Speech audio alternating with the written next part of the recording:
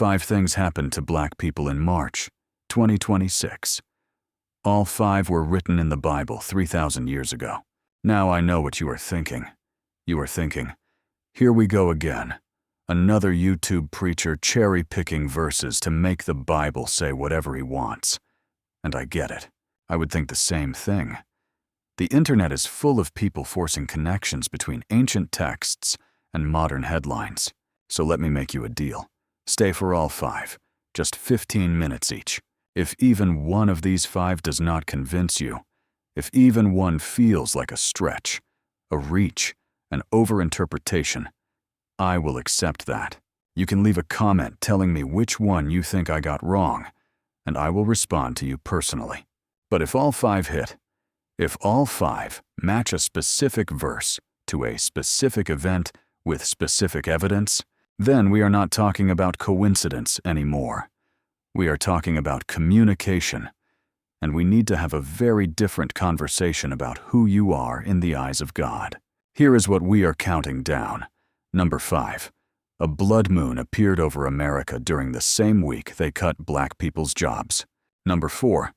America struck Iran, and Ezekiel named every nation at the table, including yours.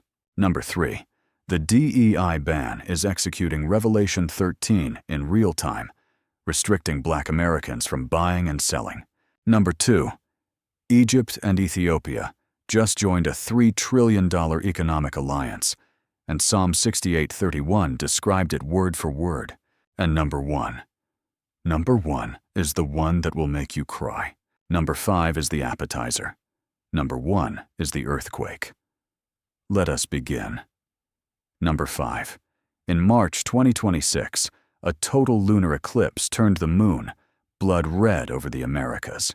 The entire Western Hemisphere looked up and saw the moon, normally white and silver, glowing deep crimson for over an hour.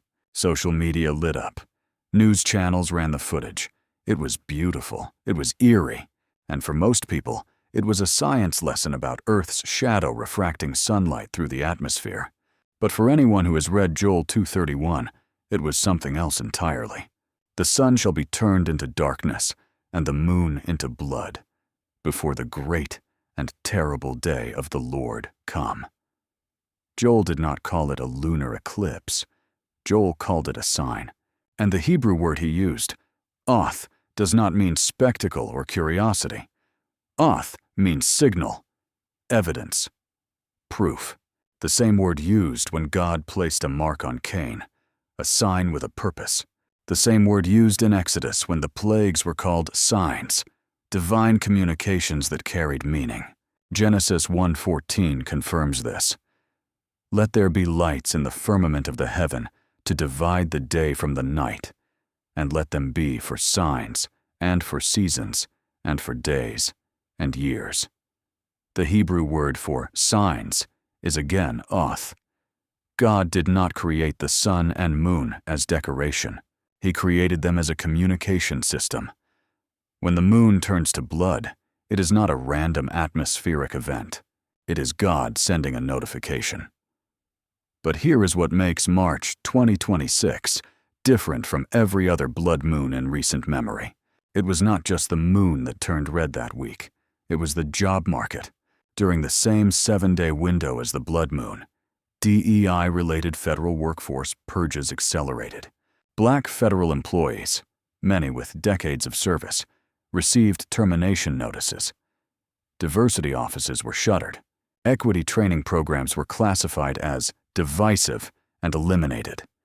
Community development financial institutions that funded black business districts lost $300 million in funding. A celestial sign and an economic attack in the same week, against the same people. Joel 2:31 says the blood moon comes before the great and terrible day of the Lord. The day of the Lord, in Hebrew prophetic literature, is always a moment of divine intervention. God stepping into human affairs to judge, to deliver, to reveal, to restore. Joel is saying, when you see the moon turn to blood, know that God is about to act. And historically, Blood moons have appeared at transition moments for covenant people.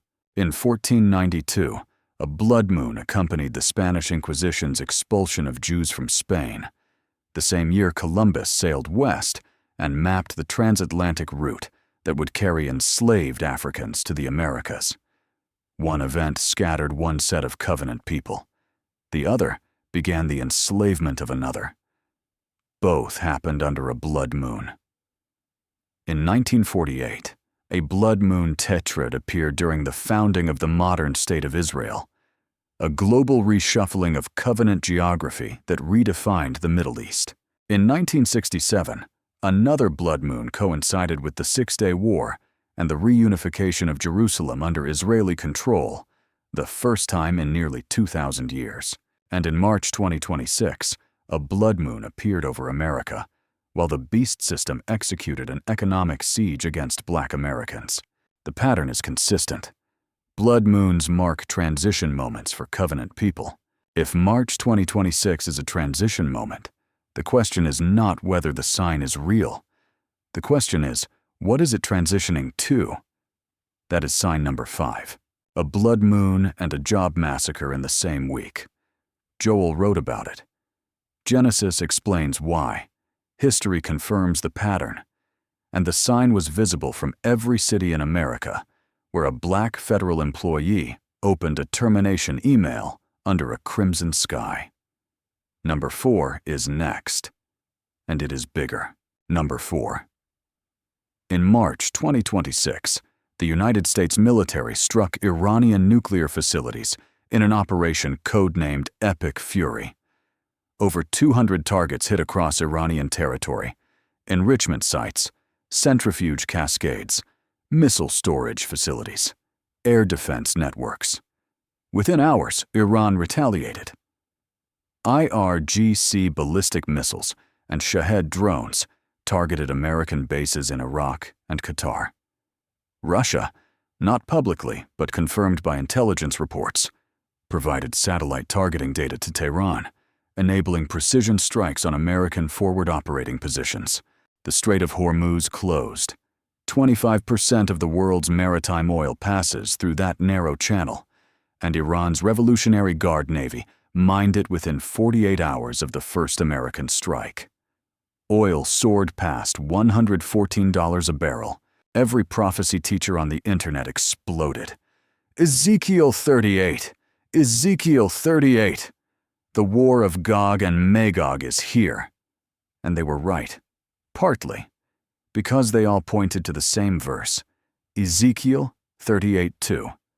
Gog, of the land of Magog, the chief prince of Meshech and Tubal. Russia. They pointed to Ezekiel 38:5. Persia. Iran. They drew maps. They made charts. They connected the geopolitical dots between Moscow and Tehran with the precision of intelligence analysts. But then they stopped. They stopped reading at the part of the verse that would have changed everything. Ezekiel 38:5, the full verse. Persia, Cush, and Put with them. All of them with shield and helmet. Persia, Cush, Put. 3 nations named in the same verse. 3 members of the same military coalition. 3 peoples in the same prophecy. And every prophecy teacher on the internet spent 45 minutes on Persia and 0 minutes on Cush and Put. Cush, the firstborn son of Ham in Genesis 10:6, the table of nations, the genealogical record of every people group on earth after the flood. Cush is the ancestor of the peoples of Ethiopia, Sudan, Eritrea, Djibouti, and Somalia. The kingdom of Cush ruled Egypt's 25th dynasty. Tirhaka, king of Cush, defended Jerusalem against the Assyrian siege in 2 Kings 19. Ebed-Melech, a Cushite, rescued Jeremiah from the cistern when no Hebrew leader would. Put, the 3rd son of Ham, the ancestor of the Libyan peoples of North Africa. Put's warriors are mentioned throughout the Hebrew Bible as elite military forces, shield bearers and bowmen who served in the armies of Egypt and Tyre. Ezekiel himself mentions Put's military prowess in multiple chapters. These are not obscure side characters. These are major biblical nations, sons of Ham, founders of African civilizations that shaped the ancient world, and they are named in verse 5 of the most discussed end times prophecy in the entire Hebrew Bible. So why the silence? Western dispensationalist theology, the framework that dominates American prophecy teaching, was built during an era when Africa was classified as a continent without history, without civilization, without prophetic significance. The same theological system that produced the curse of Ham to justify slavery cannot accommodate Cushite and Putite prophetic importance. If Cush and Put are significant in Ezekiel 38, then the theological framework that says Africa is cursed falls apart. And a lot of books, conferences, and YouTube empires are built on that framework. Here is why this matters for you. If your DNA traces to Cushite or Putite regions, to Ethiopia, Sudan, Eritrea, Somalia, Libya, or the broader North and East African diaspora, and for millions of Black Americans, it does through the transatlantic slave trade, then your ancestor is in verse 5. The same verse as Persia, the same coalition, the same prophecy. And the erasure of their name from Western prophecy teaching is not an oversight. It is a theological cover-up. Ezekiel 39, 21 to 29 reveals God's purpose in the Gog conflict. I will set my glory among the nations, and all the nations shall see my judgment that I have executed. Identity revelation. The war is the vehicle, but the purpose is that all nations, including nations descended from Cush and Put, understand their role in God's plan. Russia is fulfilling its Magog role. Iran is fulfilling its Persia role. What about the descendants of Cush? If everyone else at the prophetic table is acting out their assignment, what is yours? That is sign number 4. Your ancestor is in Ezekiel 38, verse 5. The same verse as Persia and Russia, written 2,600 years ago. And nobody told you because their theology could not handle it. 3 more to go. And number 3 is where it gets personal. Number 3, Revelation 13, 16 to 17. And he causeth all, both small and great, rich and poor, free and bond, to receive a mark in their right hand or in their foreheads, and that no man might buy or sell, save he that had the mark. No man might buy or sell. Everyone thinks this is about a microchip, a barcode, a future technology that will scan your forehead at the grocery store. The prophecy industry has built entire empires around this prediction. Books, movies, conferences, YouTube channels obsessing over the day a global dictator forces the world to accept a technological mark. But what if the mark is not a chip? What if it is a policy? Because right now, in March 2026, Black Americans are being systematically blocked from buying and selling, not by technology, by executive orders.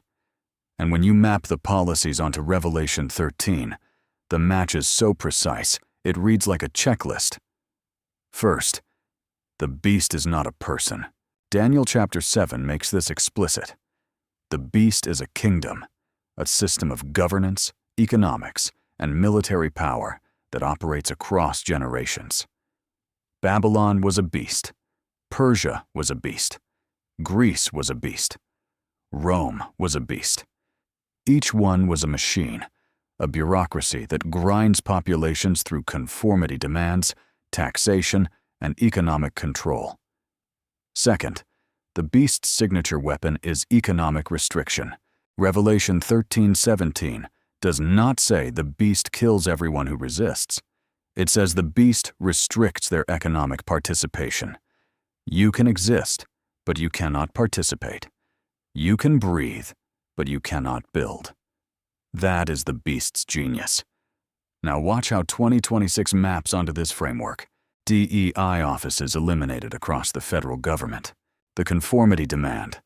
Accept that structural racism does not meaningfully affect employment. Accept the ideology of merit that erases history. If you refuse to conform, if you insist that equity is necessary, your office is closed, your position is eliminated, your expertise is classified as divisive. Conform or be excluded. That is the MARK test. CDFI Fund, Community Development Financial Institutions, cut by $300 million. CDF is fund black businesses and communities that mainstream banks refuse to serve. When the lending institution that serves your community is defunded, your ability to buy a home, a business, inventory, equipment is directly restricted.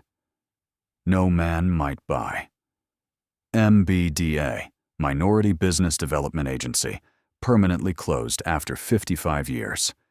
The agency that connected minority entrepreneurs to federal procurement contracts worth billions. When the bridge between your business and the federal marketplace is demolished, your ability to sell is directly restricted. No man might sell. Pell Grants restricted. 70% of black college students depend on them. Education is the ticket to the professional economy. Restrict the ticket, and you restrict future economic participation. The National Urban League declared, "Black America is already in a recession." While the general economy reports growth, while stock markets hit records, two economies in one country, one thriving, one being restricted. And this pattern is not new. It is 3,500 years old. Pharaoh did it first. Exodus 1:8. A new king arose who knew not Joseph. He erased the covenant people's contributions, then increased their workload while cutting their resources. Exodus 5:6-9. More bricks, no straw. Same quota. Sound familiar? Babylon did it. Daniel chapter 3. Bow to the golden image or face the furnace.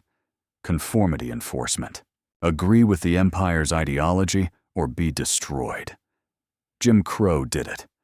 Black codes criminalized unemployment to force labor. Convict leasing extracted economic value through criminalization. Redlining drew literal red lines around black neighborhoods to block mortgages. Sharecropping trapped families in permanent debt. Same weapon, same target. 3,500 years. Pharaoh to Babylon, to Jim Crow, to March 2026. But here is Daniel's response. When the decree was signed, Daniel went home, opened his windows toward Jerusalem, and prayed 3 times a day. As he did aforetime. He did not panic. He did not conform.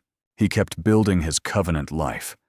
Open windows, visible, consistent, defiant through continuity. And Shadrach, Meshach, and Abednego refused to bow. They were thrown into a furnace heated 7 times hotter. But the 4th man appeared in the fire, and the fire burned only the ropes. That is sign number 3.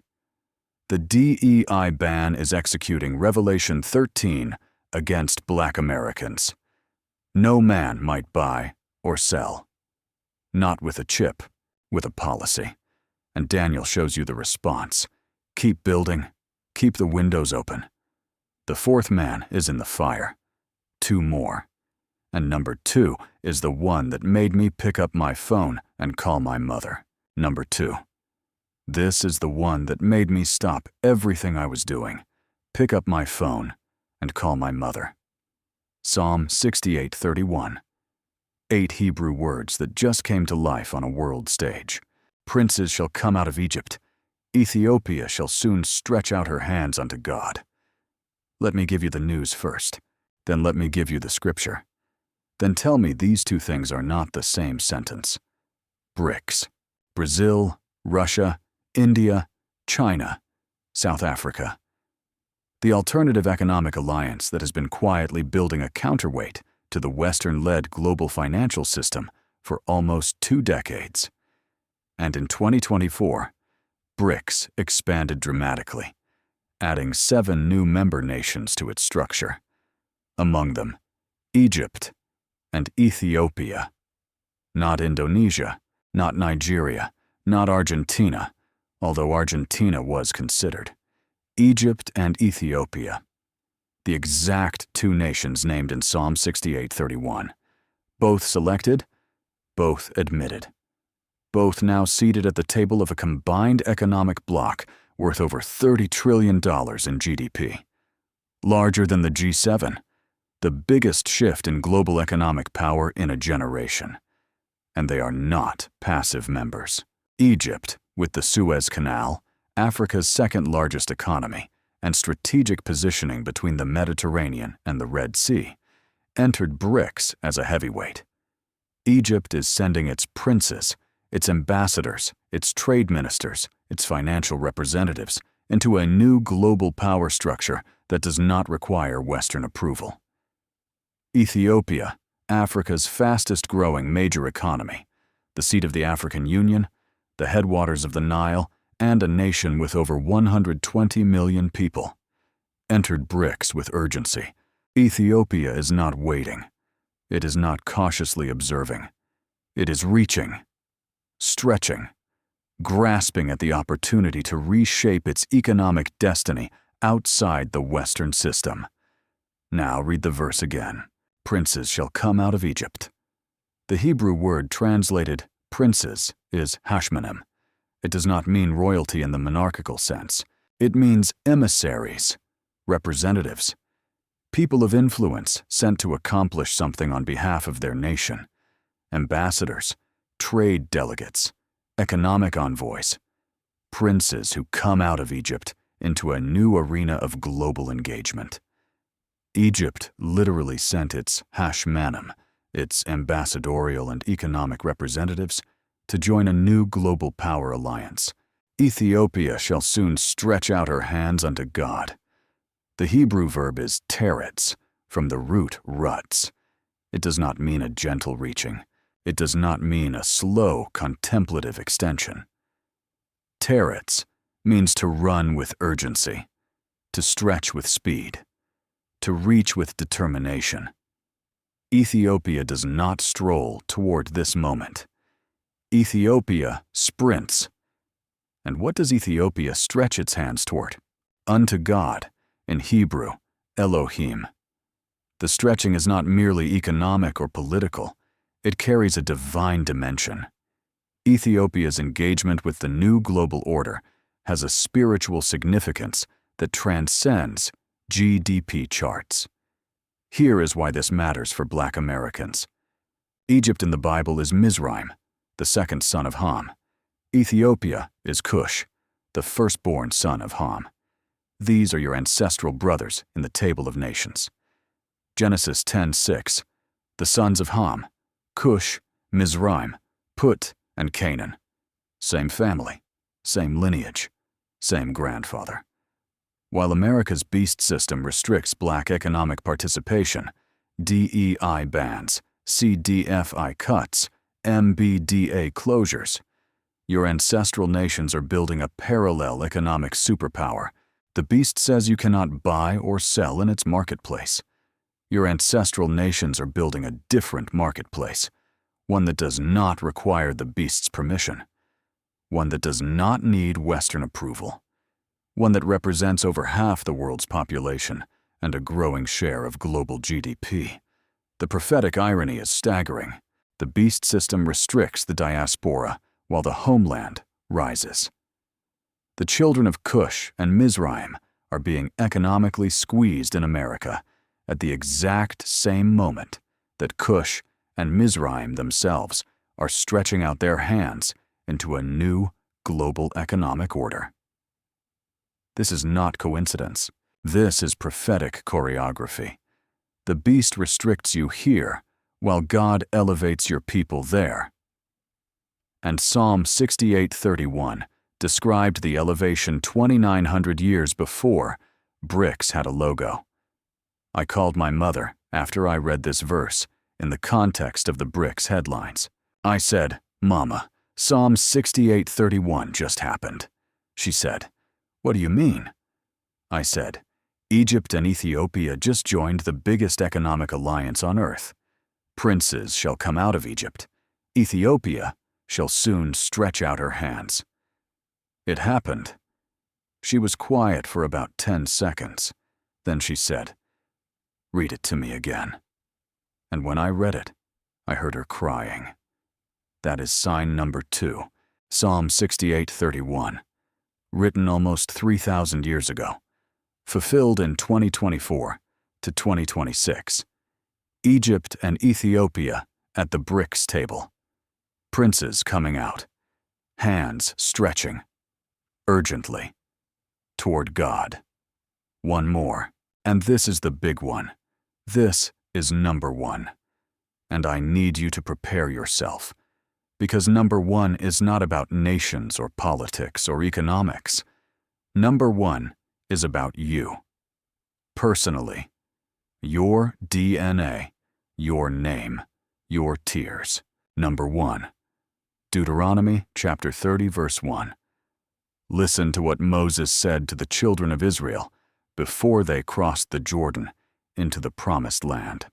"And it shall come to pass, when all these things are come upon thee, the blessing and the curse, which I have set before thee, and thou shalt call them to mind among all the nations, whither the Lord thy God hath driven thee." Call them to mind.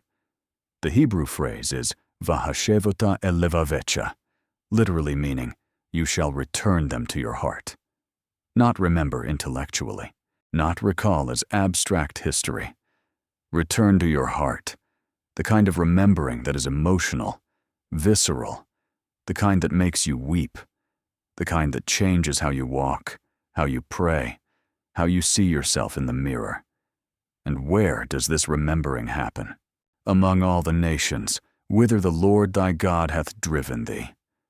Among the nations, in the diaspora, in exile, in the scattered places, in the foreign lands where you ended up, not by choice, but because you were driven there. Moses is predicting that covenant people, scattered among the nations, will one day remember who they are, not because someone tells them, because it wells up from within, because the remembering is divine, because God built the return-to-heart mechanism into the covenant. Now let me tell you what is happening right now in black churches across America. African Ancestry, a black-owned DNA testing company founded by Dr. Rick Kittles and Gina Page, has been partnering with churches, community centers, and HBCUs to host group DNA reveal events. Not individual, at-home testing.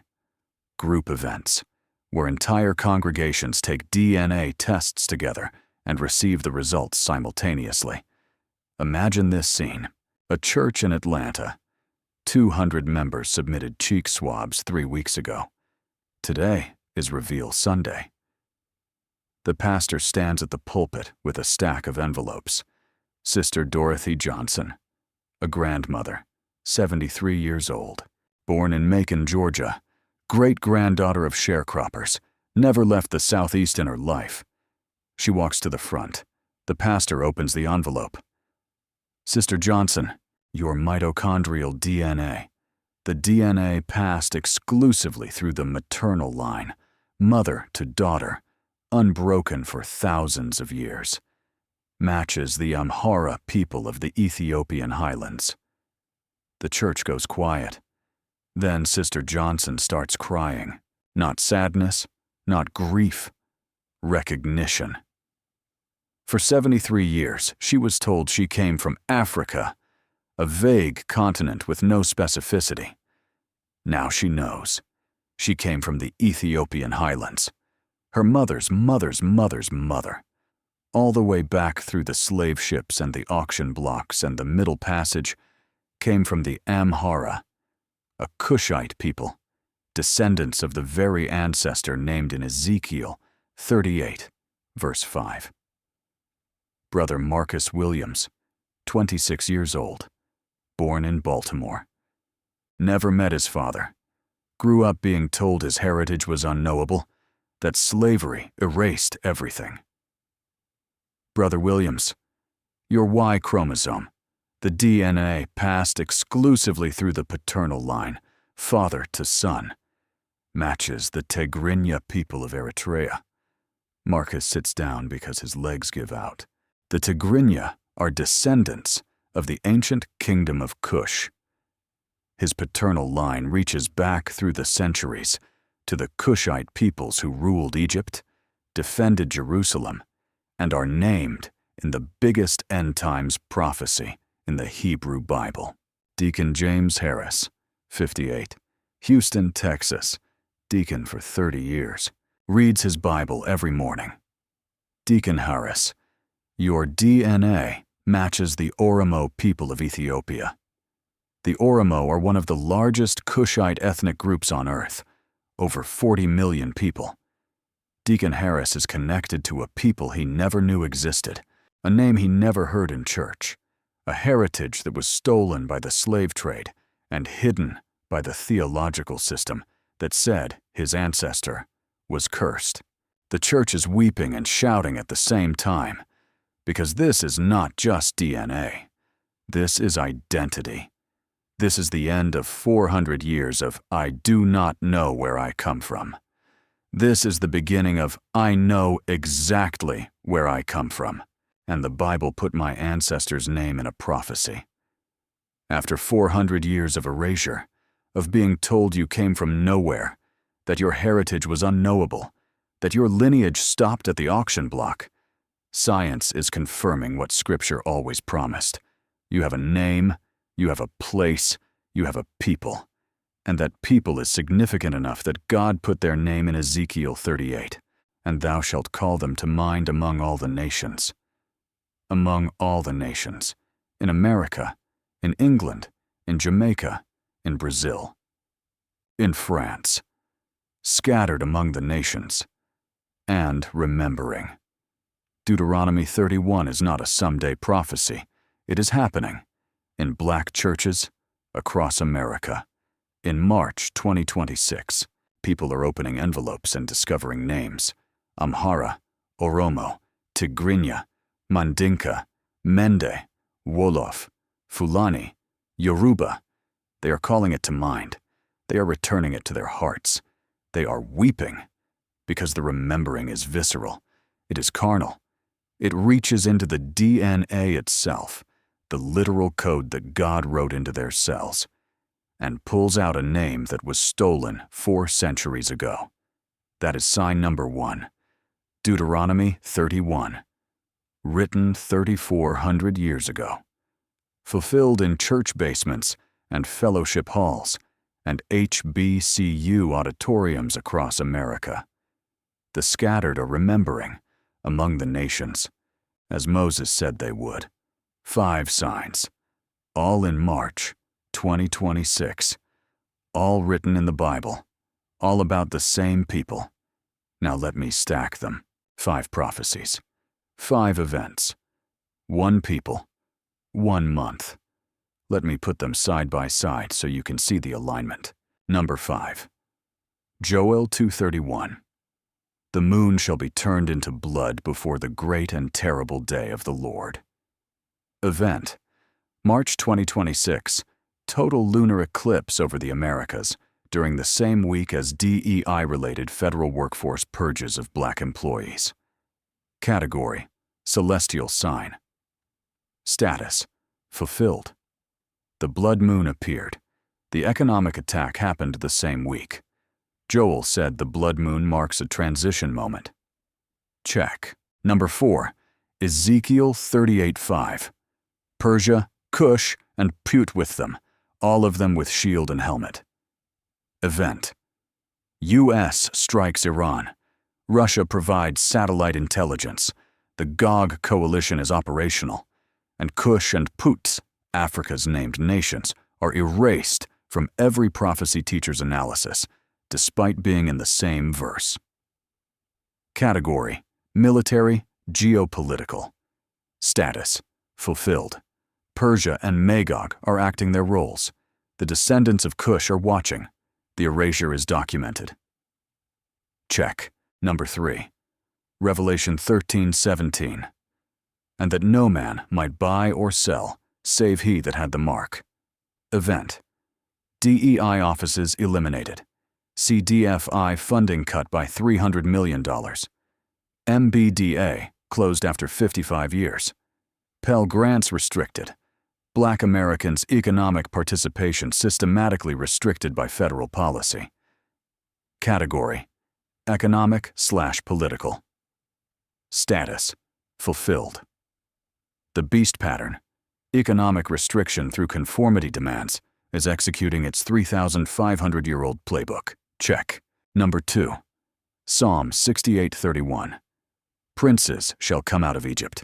Ethiopia shall soon stretch out her hands unto God. Event: Egypt and Ethiopia join BRICS, the $30+ trillion economic alliance. Egypt sends its ambassadors. Ethiopia reaches with urgency. Category: global economic. Status: fulfilled. The exact 2 nations named in the psalm are the exact 2 African nations admitted to BRICS. The Hebrew verb describes the urgency of their engagement. Check 'em. Number 1. Deuteronomy 31. Thou shalt call them to mind among all the nations, whither the Lord thy God hath driven thee. Event: Black churches across America hosting DNA reveal events. Members discovering specific African ethnic origins: Amhara, Oromo, Tigrinya, Mandinka. The scattered are remembering who they are. Category: identity/scientific. Status: fulfilled. DNA technology is enabling the prophetic remembering that Moses described. Covenant people calling their origins to mind among the nations. Check 5 checks. Let me show you what makes this different from every other Bible prophecy video on YouTube. These 5 signs come from 5 different categories: celestial, military, economic, geopolitical, scientific. They are not all drawn from the same domain. They are not all built on the same verse interpreted different ways. They are 5 independent streams of evidence, each one verifiable through public records, news reports, scientific data, and the biblical text itself. These 5 signs reference 5 different books of the Bible: Joel, Ezekiel, Revelation, Psalms, Deuteronomy. Not a single repeated source. 5 authors, writing across a span of 1,000 years, in different centuries, different political contexts, different literary genres, and all 5 pointing to the same people in the same moment. These 5 signs affect the same people, not 5 different groups, not 5 different nations, the same community: Black Americans, people of African descent, descendants of Cush, Put, Mizraim, and Ham. The blood moon was visible from their sky. Ezekiel names their ancestor. The DEI ban targets their economics. BRICS elevates their ancestral nations. DNA testing reveals their specific heritage. Every single sign is aimed at or involves the same people, and these 5 signs all converge in the same month. March 2026. Not over a decade. Not across a generation. 1 month. 5 prophecies. 5 fulfillments. 1 people. I asked you at the beginning of this video, if even one of these 5 does not convince you, I will accept that. So here is my question to you. Which one was the stretch? Which one was the cherry pick? Which one was the overinterpretation? Was it the blood moon that Joel specifically said would appear before the day of the Lord? Was it the naming of Cush and Put in the same verse as Persia? A verse you can verify right now in any Bible. Was it the executive orders that are publicly documented and verifiably restricting Black economic participation? Was it Egypt and Ethiopia joining BRICS, a fact reported by every major news outlet on Earth? Was it the DNA reveals happening in churches that you can attend, verify, and participate in? If even one of those is a stretch, tell me which one. Leave it in the comments. I will respond. But if none of them is a stretch, if all 5 are real, verifiable, and specifically matched to their respective biblical texts, then we need to have a very different conversation. Because 5 independent prophetic fulfillments in 1 month for one people group is not coincidence. It is communication. If these 5 signs are communication from God, and the evidence says they are, then the communication carries a message. 5 signals on 5 frequencies, each one carrying a specific directive to a specific people. Let me decode each signal. The blood moon speaks attention. Joel 2:31 is a divine notification. The moon turned red so you would look up. The blood moon says, I am marking this moment. This is not an ordinary month. This is not business as usual. The sign is in the sky. Look up. What happens beneath this sign matters. The blood moon is the alarm clock. It does not tell you what is happening. It tells you to wake up and pay attention to what is happening. And what is happening beneath this particular blood moon? Economic siege, geopolitical prophecy unfolding, identity revelation, is exactly what you are supposed to be paying attention to. Ezekiel 38 speaks identity. Persia, Cush, and Put. Your ancestor is named. In the same verse as Russia and Iran, in the biggest end times prophecy in the Hebrew Bible. The Ezekiel signal says, you are not a spectator. You are not a footnote. You are a character in this prophecy. Your ancestor is at the table. They are not erased. They are listed, with shield and helmet. The identity signal means, stop letting other people define your prophetic significance. Stop accepting the narrative that Africa has no role in end times prophecy. Stop sitting in the audience of a story where you are a cast member. Verse 5. Read it yourself. Your name is there. Revelation 13 speaks warning. No man might buy or sell. The DEI ban, the CDFI cuts, the MBDA closure, the Pell Grant restrictions. The beast pattern is running. The Revelation signal says, recognize the pattern. You have seen it before. Pharaoh, Babylon, Jim Crow. Same weapon, different century. The beast restricts. Recognize it before it restricts further. The warning signal also carries historical comfort. Every beast system that has ever restricted God's people from buying and selling has been defeated. Pharaoh's economy, 10 plagues. Babylon fell in one night. Jim Crow, broken by the civil rights movement. The beast has a 100% failure rate over 3,500 years. The warning is, recognize it, resist it, and know that it will fail, because it always does. Psalm 68:31 speaks hope. Princes shall come out of Egypt. Ethiopia shall stretch out her hands.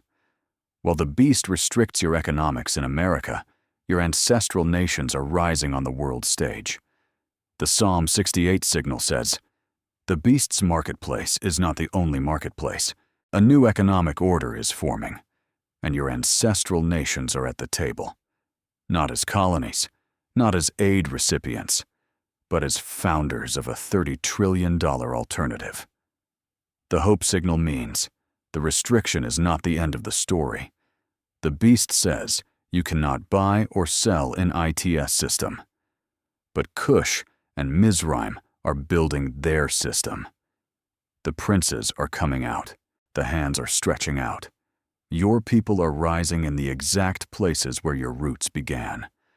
Deuteronomy 31 speaks, remember. Thou shalt call them to mind among all the nations. The DNA reveals in black churches, the ancestral names surfacing after 400 years of erasure.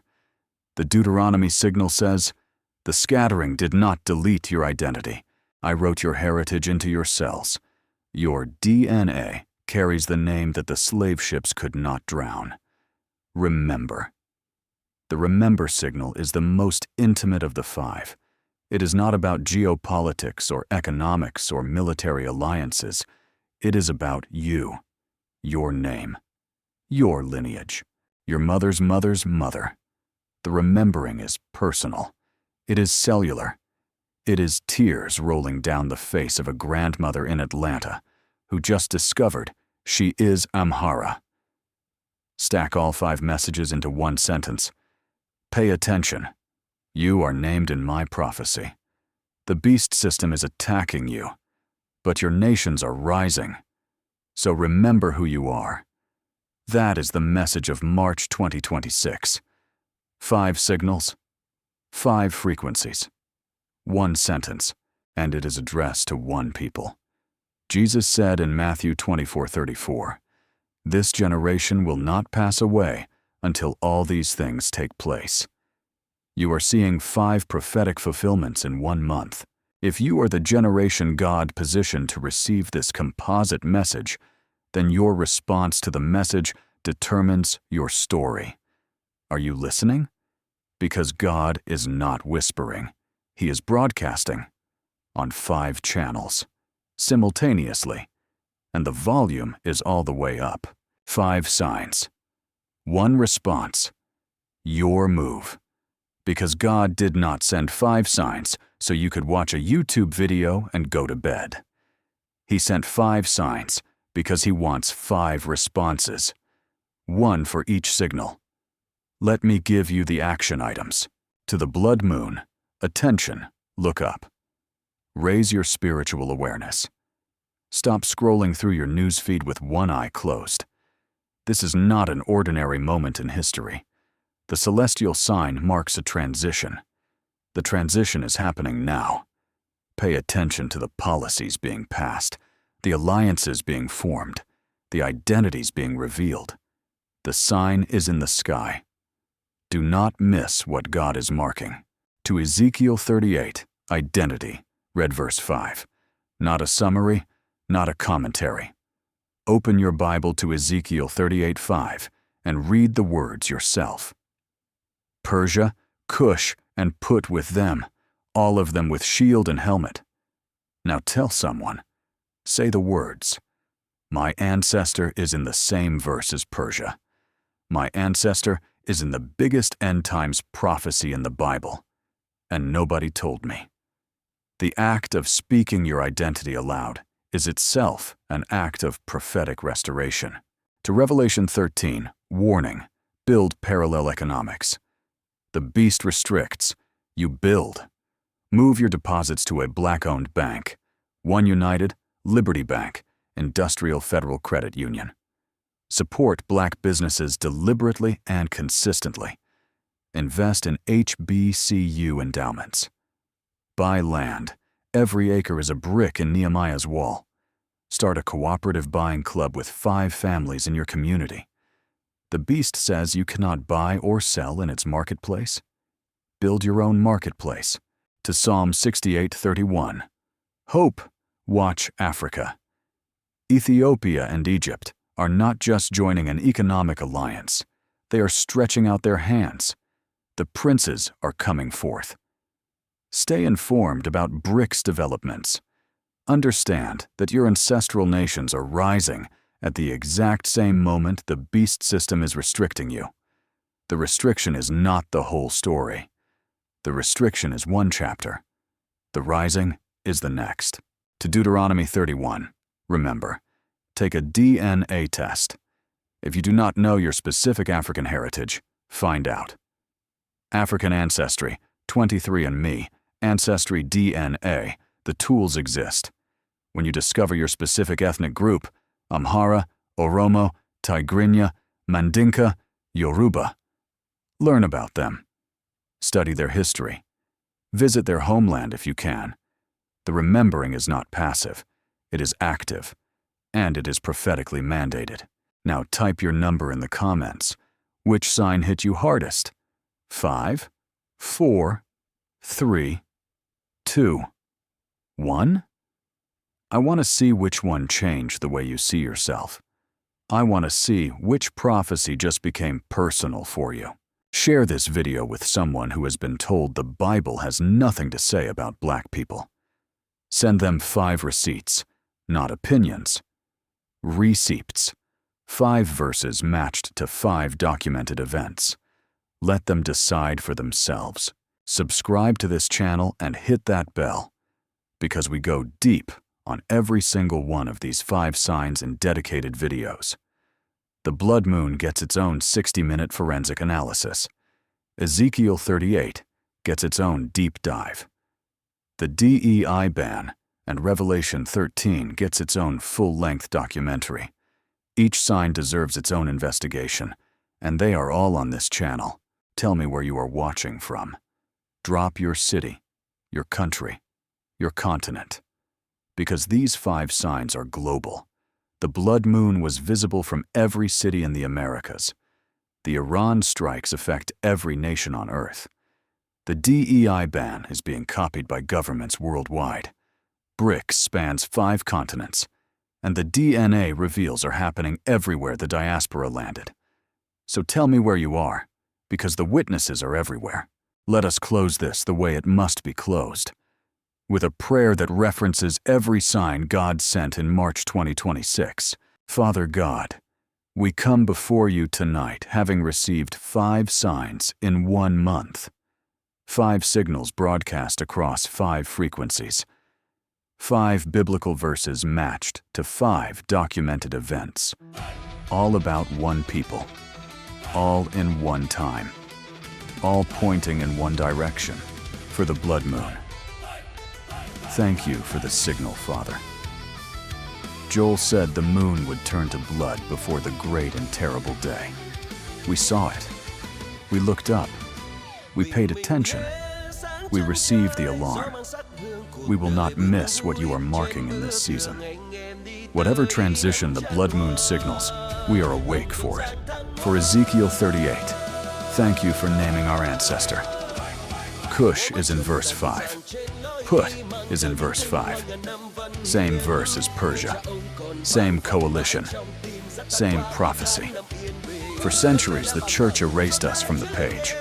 They drew their maps and left Africa blank. They wrote their commentaries and skipped our names. But you put us there, in ink, in Hebrew, in the word that endures forever. The erasure ends tonight. We are named. For Revelation 13, we recognize the beast pattern. Pharaoh used it.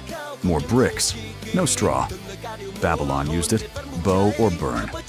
Jim Crow used it. Black codes, redlining, sharecropping. And in 2026, it runs again. DEI bans, CDFI cuts, MBDA closures. No man might buy or sell. But Daniel kept his windows open. Shadrach refused to bow. Nehemiah built with one hand and fought with the other. Give us that same spirit. We recognize the beast. We refuse its mark, and we build in the fire. For Psalm 68:31, we celebrate what you are doing through our ancestral nations. Egypt's princes are coming forth. Ethiopia is stretching out her hands with urgency. A new economic order rises from the nations that the colonial system tried to bury. While the beast restricts us here, you elevate our people there. The restriction is not the last chapter. The rising is. For Deuteronomy 31, we are remembering, Lord.